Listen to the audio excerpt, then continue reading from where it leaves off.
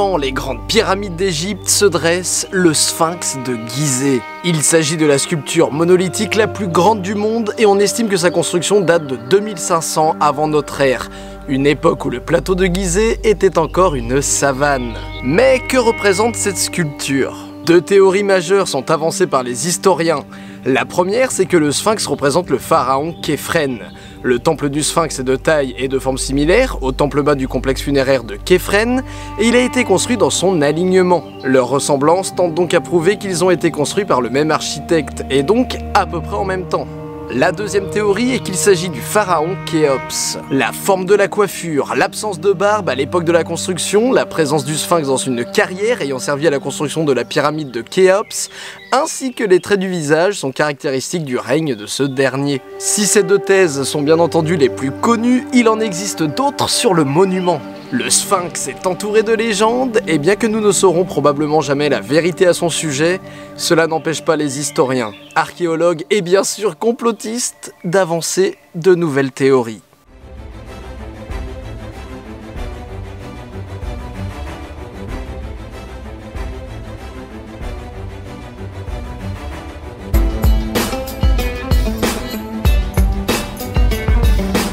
Vous le savez probablement, mais le nez du Sphinx a disparu. Personne ne sait où il est passé, et toute ma vie, on m'a dit qu'il n'était plus là, à cause de Napoléon.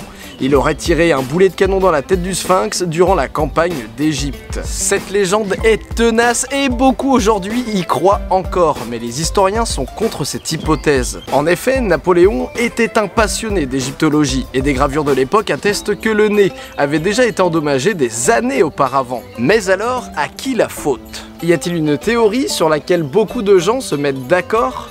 Eh bien oui. L'historien allemand Ulrich Hartmann semble être proche de la vérité. Les paysans égyptiens, bien que convertis à l'islam depuis longtemps, apportaient quand même des offrandes au Sphinx, considéré comme une idole favorisant les récoltes. Mohamed Semaldar, hostile aux idoles païennes, aurait décidé de détruire la sculpture. Il grimpa au sommet de la tête, martela le nez et les oreilles du Sphinx, et ce en 1378. L'historien s'est basé sur des écrits de plusieurs auteurs arabes du Moyen-Âge, comme Rachidi ou Ahmad al-Makrizi. Le destructeur du nez du Sphinx aurait alors été brûlé devant la sculpture par les paysans égyptiens. Mais pour Mark Lehner, un archéologue, des traces de destruction du nez remontent à plusieurs siècles encore. Peut-être n'est-ce donc pas Mohamed Sameldar qui a endommagé le monument, ou peut-être que d'autres avant lui avaient déjà entamé sa destruction. Peu importe, le nez a complètement disparu de l'histoire et personne ne sait où il est aujourd'hui.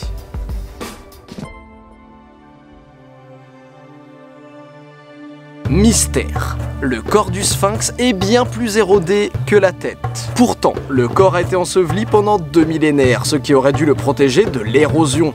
La tête, qui, elle, a dû faire face à toutes sortes de tempêtes de sable, est pourtant moins dégradée par le temps. Certains vont alors émettre l'hypothèse que le corps du Sphinx est beaucoup plus ancien que la tête. Beaucoup pensent qu'à l'origine, le Sphinx représentait un lion. Mais en 2009, Olivia et Robert Temple sortent l'ouvrage The Sphinx Mystery, dans lequel ils suggèrent qu'à l'origine, le monument ne représentait pas un pharaon ni un lion, mais le dieu Anubis, sous la forme d'un canidé couché. Il y a des traces d'érosion verticale dans le fossé dans lequel se trouve le Sphinx, des traces jamais expliquées à ce jour. Selon eux, ce pourrait être le résultat d'années de travail à retirer le sable du fossé. De plus, il y a une disproportion entre la tête très petite par rapport au corps du Sphinx. Notons aussi que le corps à dos plat est très différent du corps d'un lion, tel qu'il est représenté traditionnellement dans l'Égypte antique. Le corps ressemblerait plus à celui d'un chien. D'ailleurs, on peut s'amuser à intégrer le Sphinx actuel dans l'enveloppe d'Anubis sous forme canine, mise à l'échelle et toute proportion gardée. Le résultat en est presque convaincant. Anubis est un dieu funéraire, protecteur des embaumeurs, et sa présence devant les pyramides qui servent de sépulture ferait donc sens. Selon Olivia et Robert Temple, la tête a fini par se dégrader, et ce n'est que des années après que l'on remplaça la vieille tête d'Anubis par le visage d'un pharaon.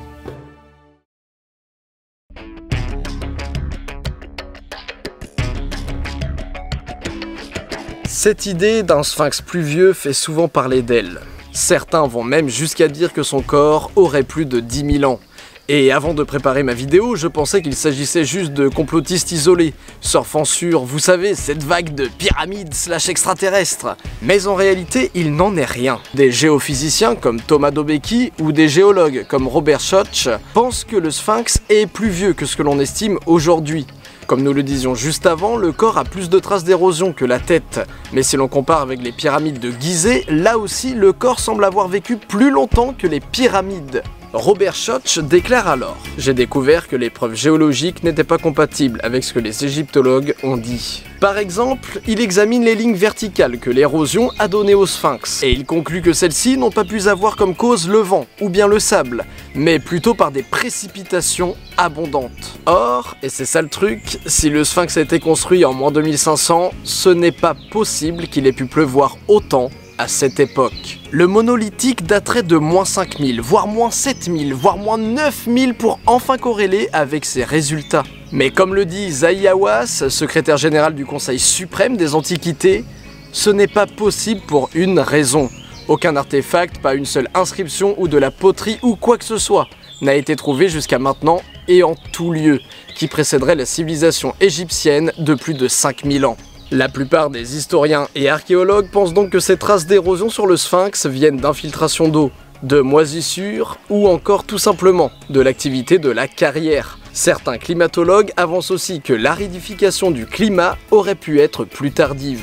Le Sphinx semble donc ne pas pouvoir être vieux de 10 000 ans. Mais coïncidence étrange, le Sphinx que beaucoup pensent avoir été un lion à l'origine, regarderait en direction de la constellation du Lion justement, s'il existait il y a 10 000 ans.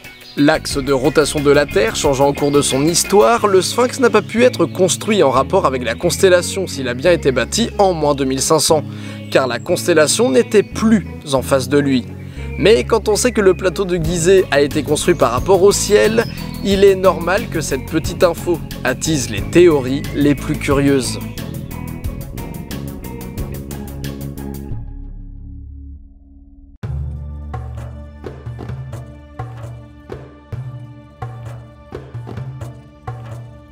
Entre les pattes du Sphinx se trouve une énorme et étrange stèle. On l'appelle la stèle du rêve. Sur celle-ci, on y voit deux sphinx. Ce n'est pas sans rappeler un vieux papyrus qui nous présentait là aussi deux sphinx. Il n'en fallait pas plus pour que certaines personnes émettent la théorie suivante. Il y avait probablement un deuxième sphinx à l'époque qui gardait le plateau de Gizeh. Cette hypothèse est avancée par les historiens Jerry Cannon et Malcolm Hutton, ainsi que de l'égyptologue Bassam el-Shamma. À l'image des lions chinois à l'entrée de certains temples, le sphinx aurait eu un jumeau, ou bien une compagne. Cannon a affirmé qu'il a réussi à retrouver la trace de la statue perdue, en étudiant la zone autour des pyramides. Il pense que celle-ci aurait pu être détruite par la foudre, ou bien tout simplement être ensevelie sous le sable quand la savane est devenue un désert. El-Shamma a étudié des images prises par le satellite Endeavour de la NASA. Pour lui, il y a une anomalie souterraine près du Grand Sphinx et il pense que ce sont les restes de la jumelle. Le deuxième Sphinx serait situé sur un second tumulus à côté du Sphinx mâle devant l'une des grandes pyramides. Mais alors, pourquoi nous ne la déterrons pas? Eh bien car cette idée d'un deuxième Sphinx est une hypothèse fantaisiste pour la majorité des archéologues et ne repose sur rien. Cannon a tout de même contacté Zahi Hawass, secrétaire général du Conseil suprême des Antiquités, pour lui faire part de ses découvertes.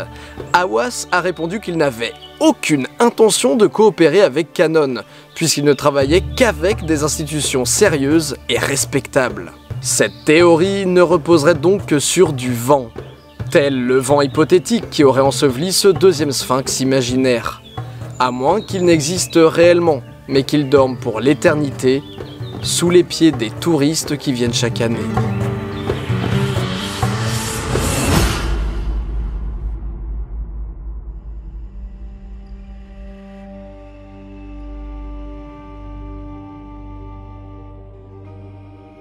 Au XIXe siècle, une passion pour l'Égypte se répand à travers le globe, et avec elle de folles théories. Par exemple, nous avons Edgar Cayce, qui se dit être la réincarnation du prêtre Rata de l'Égypte antique.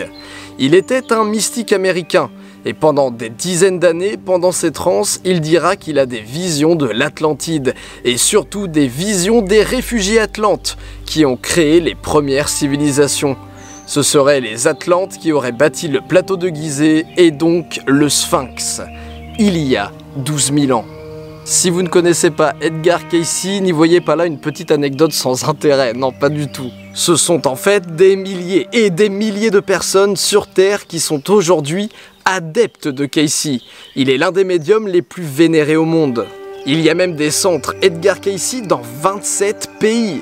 Des milliers de personnes sont donc convaincues que les survivants de l'Atlantide ont apporté leur connaissance à la civilisation égyptienne et auraient laissé des enregistrements d'origine atlante dans une salle réservée à leur préservation située sous le Sphinx de Gizeh.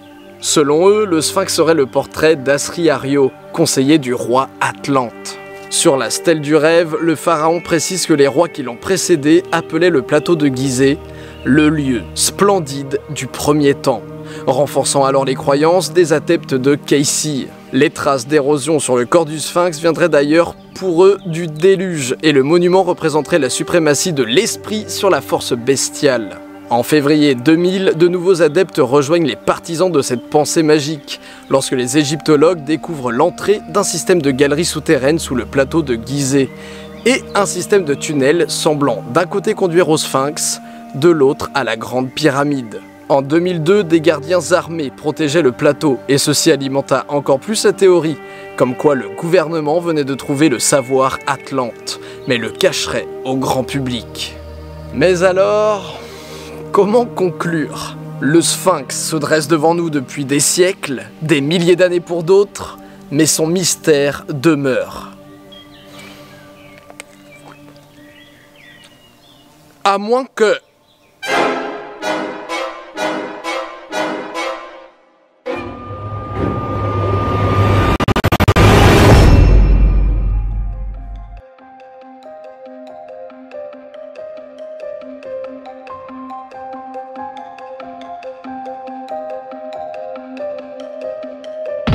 Le Sphinx de Gizeh va nous délivrer d'une guerre microbienne envoyée par des aliens. C'est comme ça que j'interprète. Non, mais j'ai lu sur internet. De toute façon, les pyramides vont détruire la planète. D'ailleurs, est-elle plate ou bien creuse? Les théories sont bien trop nombreuses. Hitler a découvert une pyramide en Antarctique. Je l'ai su par mon docteur homéopathique. Je tourne 0 fois ma langue avant de jacter. Je vérifie 0 fois mes sources avant de jaser. Chacun peut détenir la vérité. La vérité, c'est que les Illuminati contrôlent Colissimo. Personne n'aurait cru Jésus s'il avait fait un post doctissimo. Et oui, oh là là là là là. J'suis parano. J'suis parano.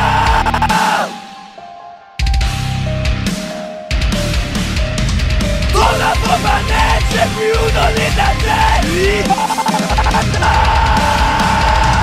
Dans la manette, j'ai plus où donner ta tête. Le Sphinx nous aurait nos théories malouettes.